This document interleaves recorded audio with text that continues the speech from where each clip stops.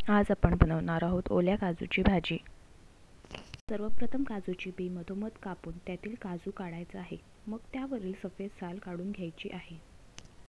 भाजीच्या वाटणासाठी लागणारे साहित्य आहे: एक मोठा कांदा, अर्धी वाटी सुकं खोबरं, 2 मिरच्या, 8-9 लसणाच्या पाकळ्या आणि कोथिंबीर। मग एका कढईमध्ये तेल गरम करून घ्यायचं व त्यामध्ये खोबरं पिवळसर होईपर्यंत भाजून घ्यायचं। मग त्यामध्ये कांदा टाकायचा आहे। त्याच्यानंतर हे मिश्रण थोडा वेळ परतून घ्यावे।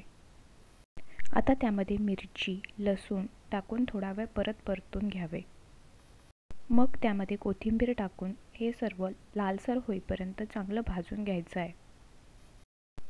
आता हे मिश्रण व्यवस्थित भाजून तयार आहे। मग हे एका डिशमध्ये काढून थंड होऊन द्यायचं आहे। आता हे वाटण मिक्सरच्या भांड्यामध्ये टाकून पाणी न टाकता बारीक वाटून घ्यायचं आहे। भाजीसाठी लागणारे इतर साहित्य आहे: एक मोठा कांदा, एक टोमॅटो मोठा, एक बटाटा, मीठ, मसाला, गरम मसाला, हळद, हिंग, राई, जिरं इत्यादी। मग त्याच कढईमध्ये तेल टाकून चांगलं गरम होऊन द्यायचं आहे। आता त्यामध्ये राई जिरं टाकून चांगलं तडतडून द्यायचं। त्यानंतर त्यामध्ये कांदा टाकायचा आहे व वरून मीठ टाकून कांदा चांगला लालसर होईपर्यंत परतून घ्यावा। कांदा व्यवस्थित परतून झाल्यावर त्यामध्ये टोमॅटो टाकायचा आहे। कांदा टोमॅटो व्यवस्थित मिक्स करून 3 ते 4 मिनिटं व्यवस्थित शिजवून द्यायचं।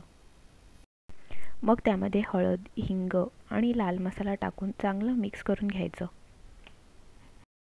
मग त्यामध्ये बटाटा टाकायचा आहे।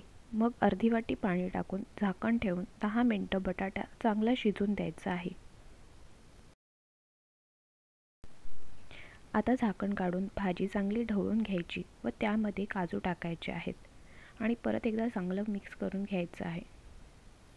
त्यानंतर यावर परत झाकण ठेवून 10 मिनिटं चांगलं शिजून द्यायचं।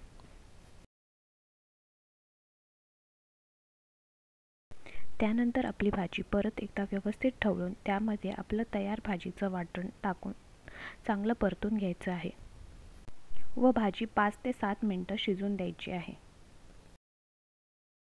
आता ह्यामध्ये गरम मसाला व कोथिंबीर टाकून चांगलं ढवळून घ्यायचं आहे आणि तयार आहे आपली ओल्या काजूची चमचमीत भाजी।